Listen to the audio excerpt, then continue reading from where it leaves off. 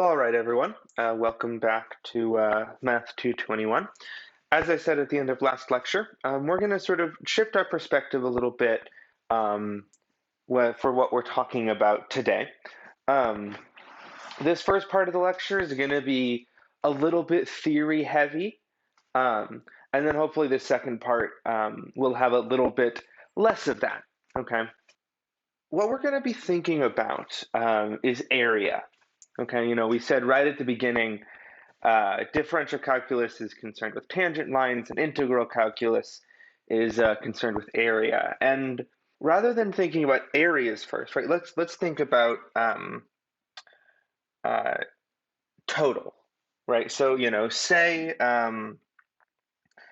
you're running a country, right? And the total amount of petroleum that you use every year is constant, right? You use, I don't know, 5 million barrels. Seems like a good number, right? 5 million barrels, and we'll actually put that right on the dots so we can see that it's constant, right? 5 million barrels of petroleum every year, right? And your question is, right, say over the course of, um, you know, 1, 2, 3, 4, 5 years, right? Over 5 years, what's the total amount that you're going to use, right? Well, it's 5 million barrels per year. Well, times the time that it took, right? Times your 5 years. And so that's going to come out to 25 million barrels, as you would expect. And if we look at this graph, right, we can see we have 5 million here and 5 years here, and well, there's a way in which, this area seems to represent that quantity, right? That's all well and good, but often, these things aren't quite as straightforward. Maybe your petroleum usage or what have you, whatever commodity you want to think about, maybe it follows a curve like this, right? Over, maybe we'll make that the end. And if you want the total, right, based off of what we saw here, it would seem natural to conjecture that the total petroleum usage is the area sort of under this red curve here, right? Since it's not a constant function, we can't as easily compute it, right? We can't just be like, oh, well, this times this is a rectangle, we multiply. This is definitively not a rectangle. I guess you could be like, okay, well, we can get an upper bound by picking the tallest point and doing that rectangle, and we can find a lower bound by doing the smallest point and using that rectangle, and that will give you a range, but that's, not particularly accurate.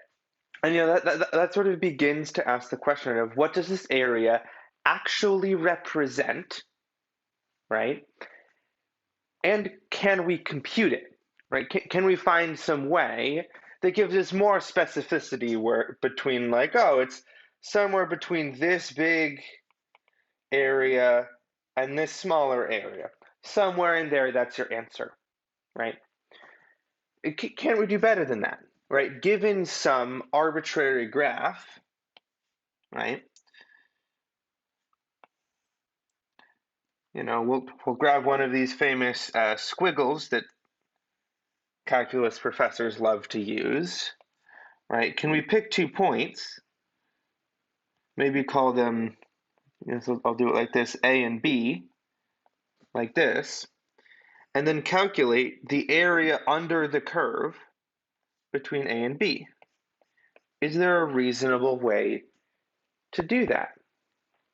Okay, this sort of shaded region here. And we'll start by looking at a simpler example. I guess, this whole page just has that one graph on it. But let's take a look at one of our favorite functions that we've known for a good long while, x squared. So we'll call this 1, and we'll call, I don't know, that 1. And so we know our function is going to have to do something like this, right? We know our tangent line is approaching flat there, okay? So this is our function.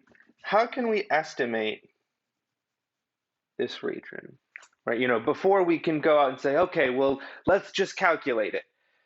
Can we find some natural way to sort of estimate what it should be? And here's how we're going to do that, okay? Let's divide this interval from 0 to 1 into 4 chunks, right? And of course, the natural way to do that is to divide it into fourths, right? 1/4, 1/2, 3/4, and 1.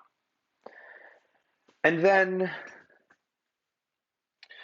just like before, when we use these secant lines to slowly approximate our slope, why don't we use a series of smaller rectangles, right, in order to approach the or to approximate our slope, right?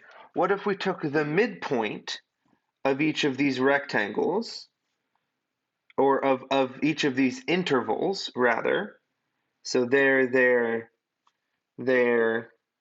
and there, right? These points are going to be 1/8, 3/8, 5/8, and 7/8.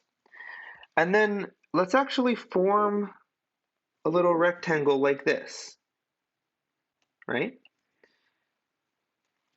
And if I form these 4 rectangles, I claim that this is it's a decent enough approximation to start with. If I can get this last one, use this to sort of move it down a little bit. Sure, right? I'm going to claim that this is, again, it's a decent place to start, right? Yeah, we're missing this area, but we have some extra here, and yeah, we're missing this area, but we have some extra here. And I guess I'll use this highlighter.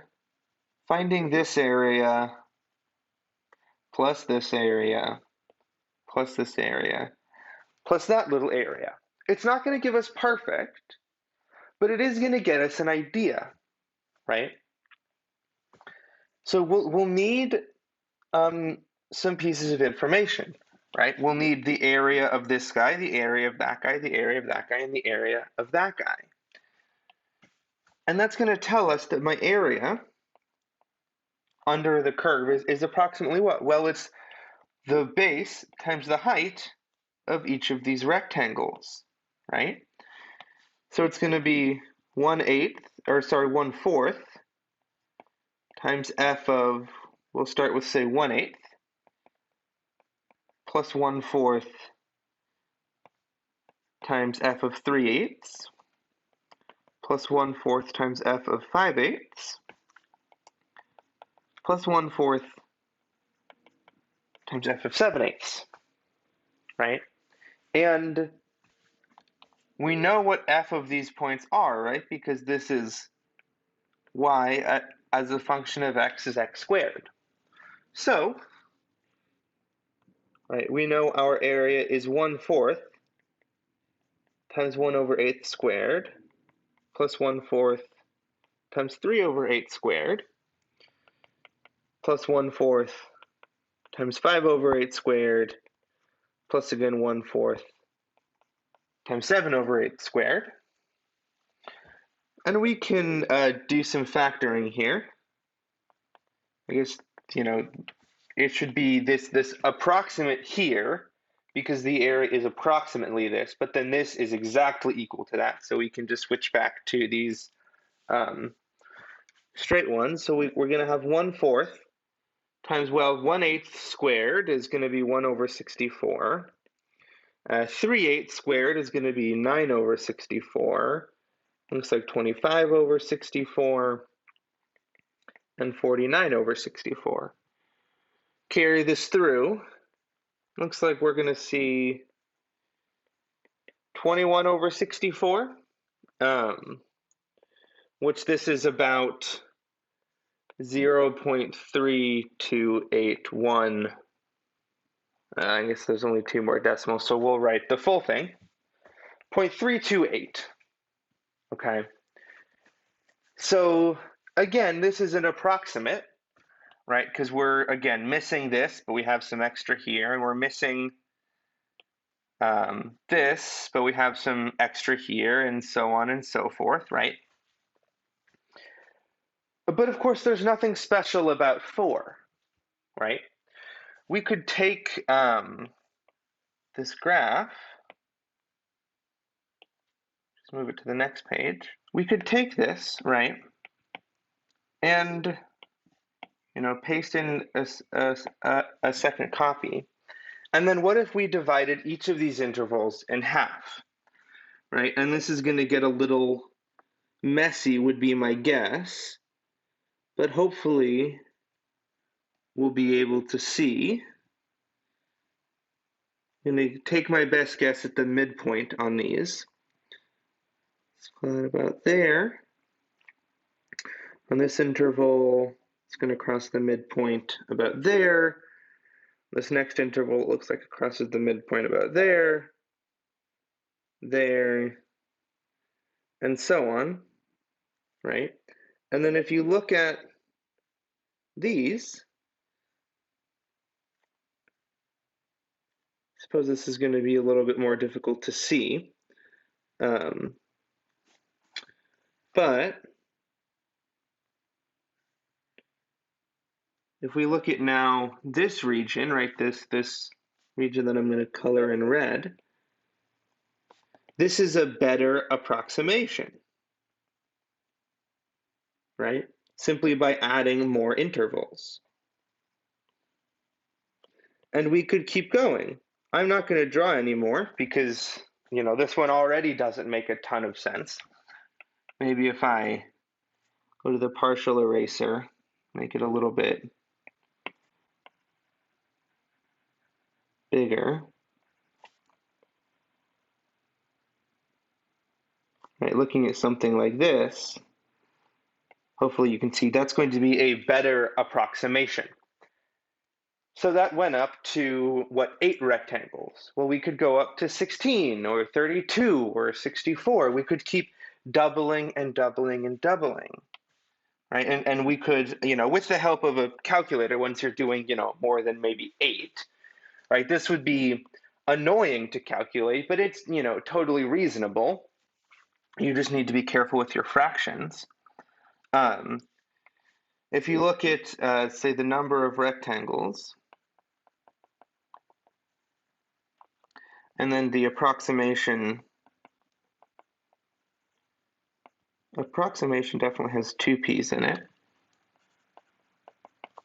of the area, you'll see, as we saw with 4 rectangles, okay, so I'll do this in green, 4 rectangles, we were at 0.328.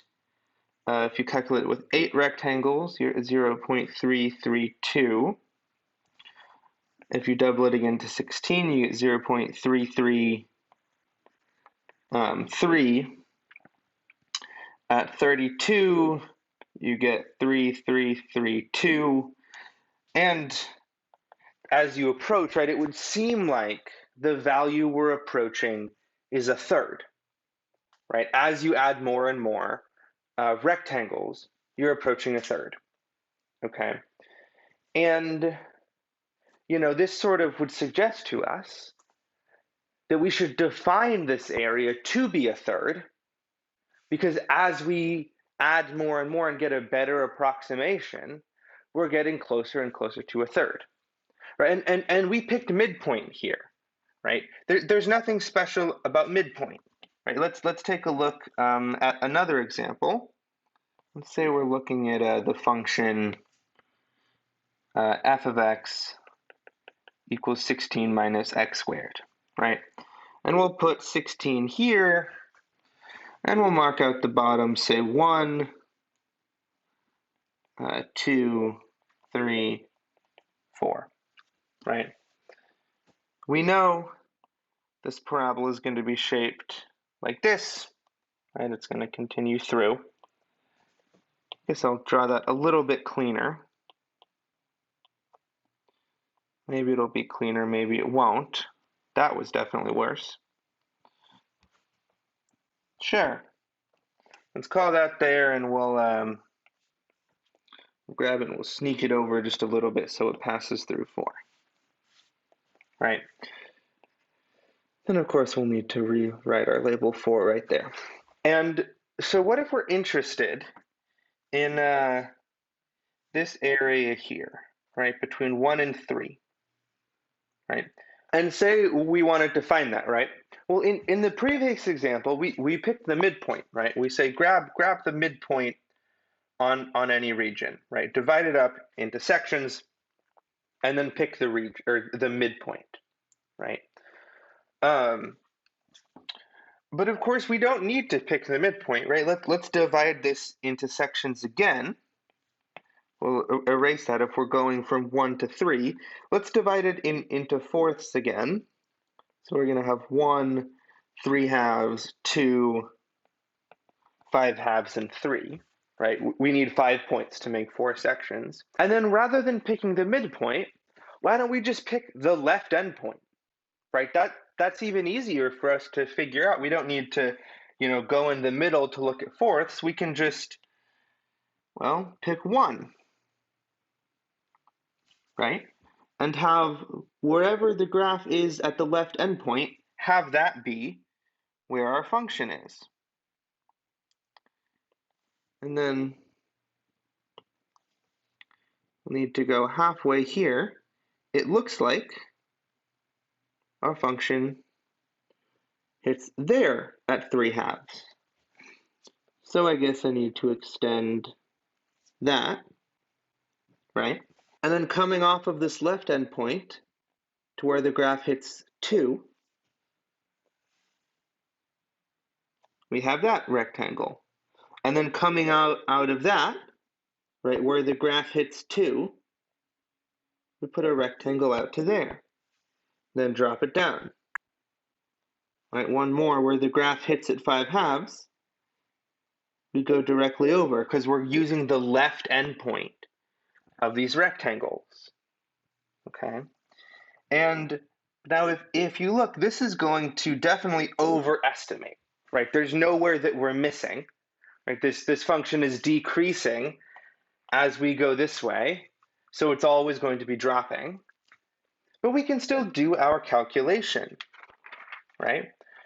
The area of this guy, right, again, we'll go back to, I think this was the grain we used. This area plus that area plus that area plus that area, right? The total area under the curve is going to be approximately the width of each of these rectangles times the height of each of these rectangles.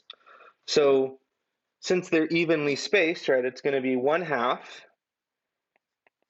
times f of 1, because we're just picking the left endpoint, plus 1/2 times f of 3 halves, plus 1/2 times f of 2, plus 1/2 times f of 5 halves. Notice we don't need to worry about f of 3 because there's not a rectangle there, right? We have 4 rectangles and 4 terms. And then, of course, from here, we want to factor out our 1/2 and then actually evaluate this at f, right? So we're going to have, it looks like 16 minus 1 squared plus 16 minus 3 halves squared plus 16 minus 2 squared plus 16 minus 5 halves squared, right? And I guess if you wanted to be the most technical and clear, each of these should have parentheses around them, right? But it's all addition, so that doesn't quite matter.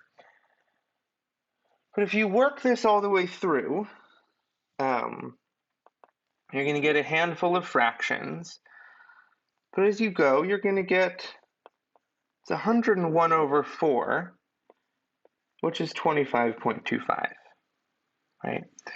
And again, there's nothing stopping us from adding more rectangles, right? Let's double the number of rectangles, right? This first rectangle only comes out to here, and we chop out this little corner, right? Maybe that's a little bit easier to see if we zoom in. If we added another rectangle halfway through,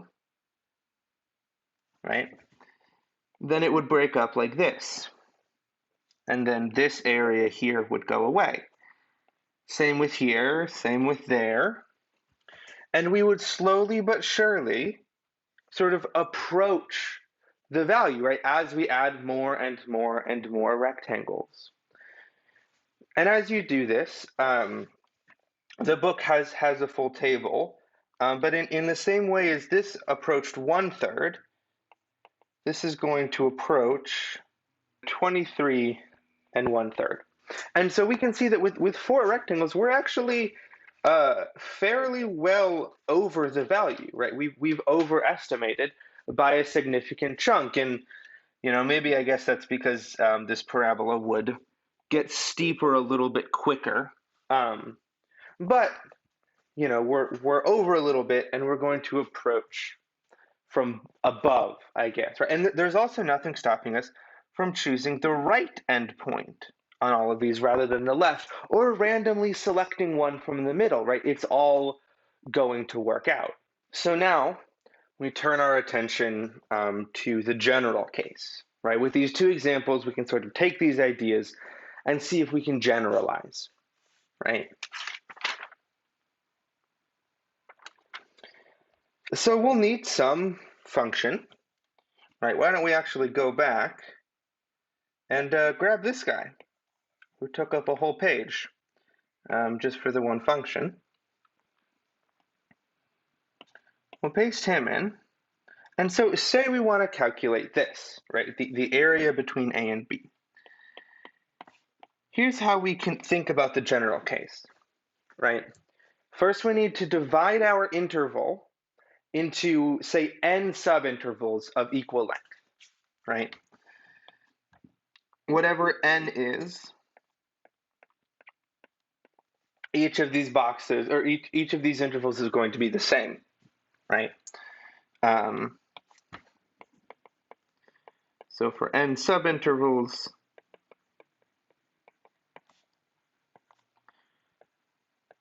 we want delta x, the width of our interval,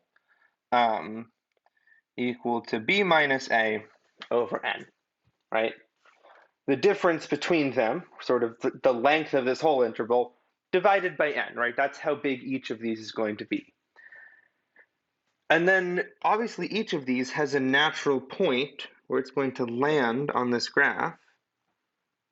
See if I can do any sort of justice with transposing these up,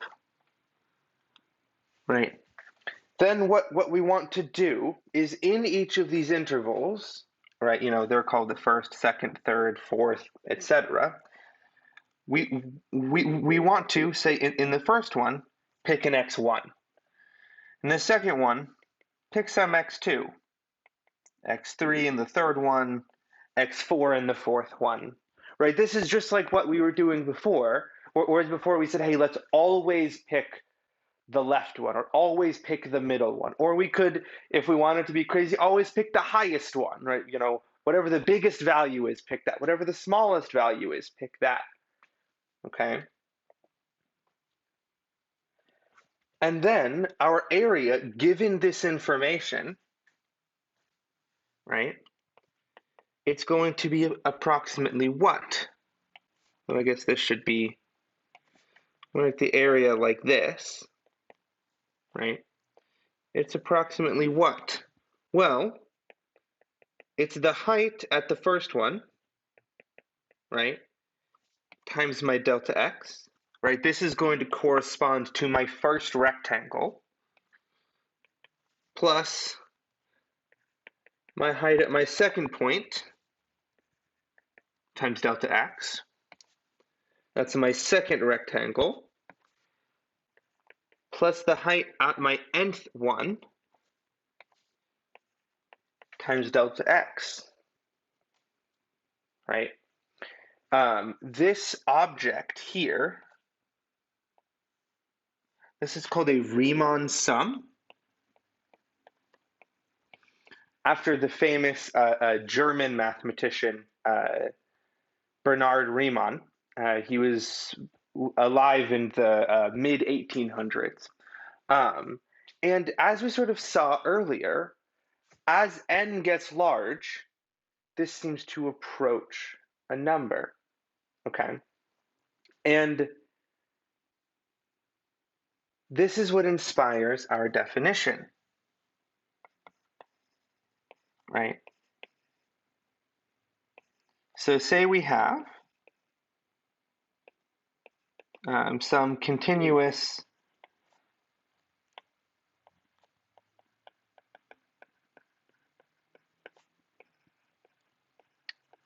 non-negative function.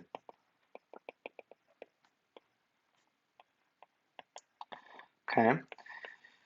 So we say then the area under the graph is, what we do is we take the limit as n goes to infinity of x1, f of x1 times f of x2 plus f of xn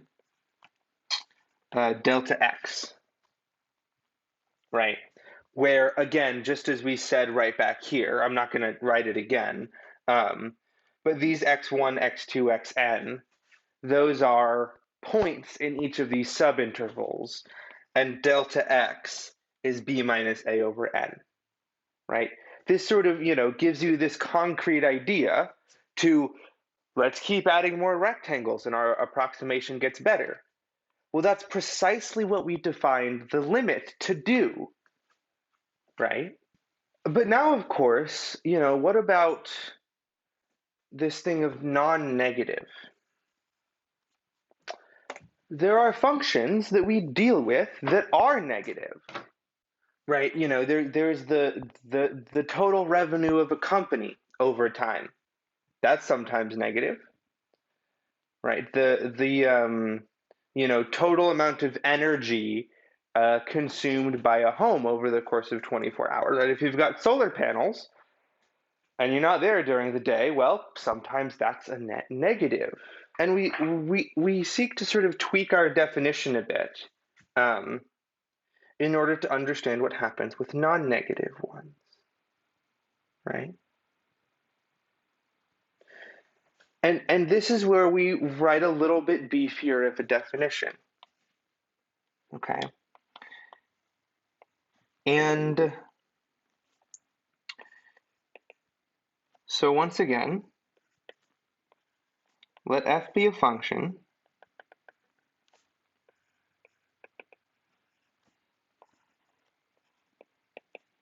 defined on AB, and then we say if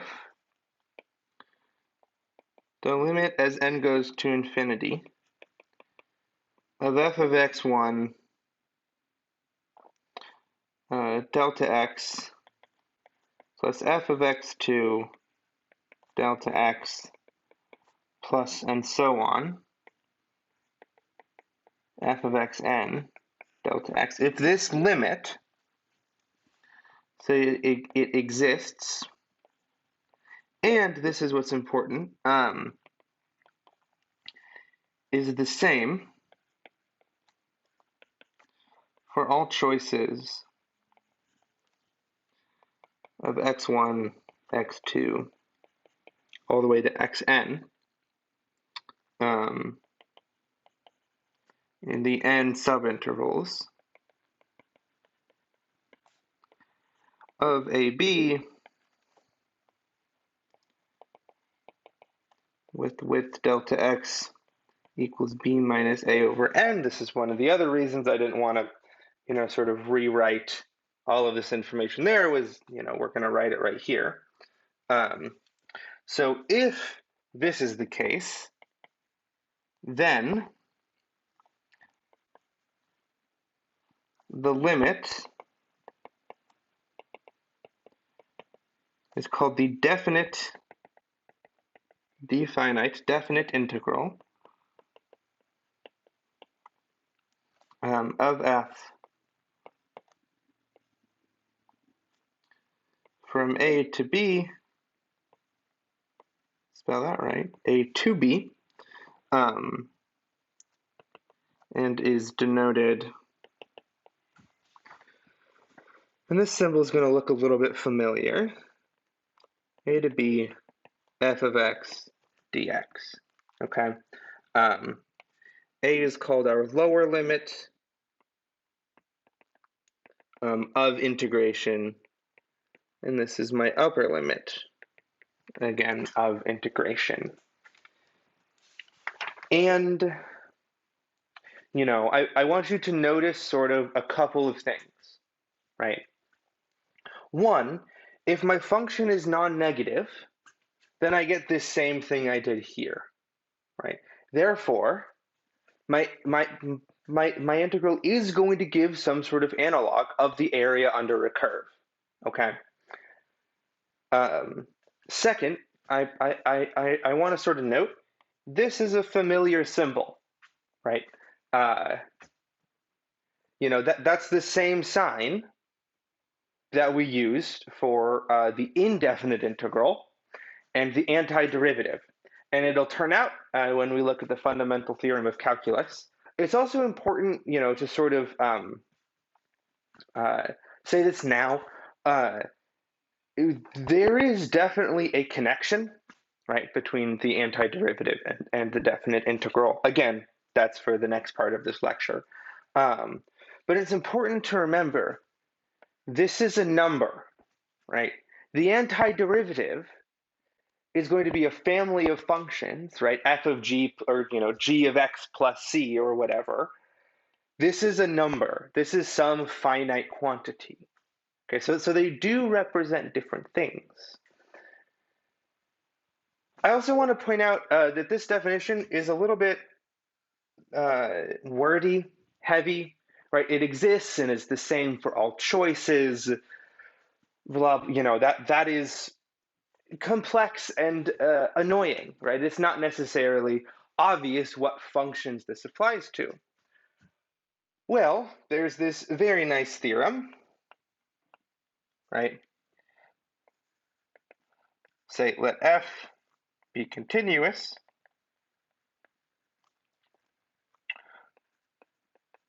on AB, then f is integrable on AB, right? So we have this sort of nitty-gritty thing about worrying that it exists and it's the same for all of the choices. But if you're continuous, you're good, right? Saying that it's integrable, this is exactly the same thing as saying the integral from a to b of f of x dx, this exists.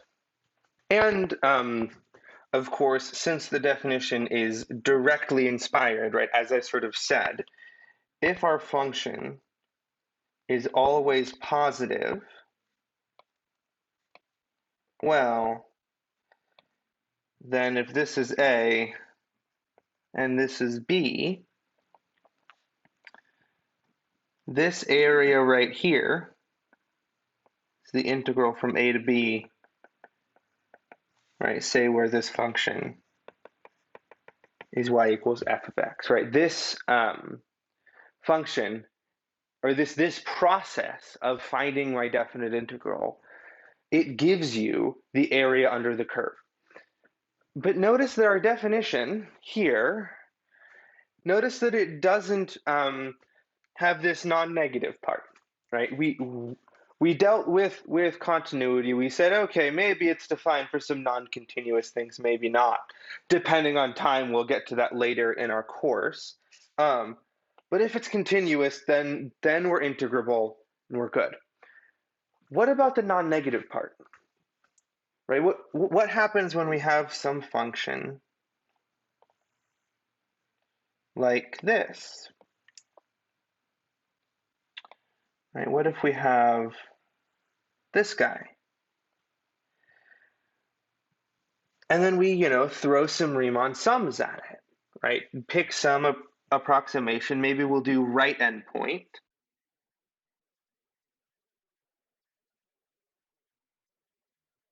All right, so I'm assuming that I sped that up for you guys because it took a little bit longer than I thought.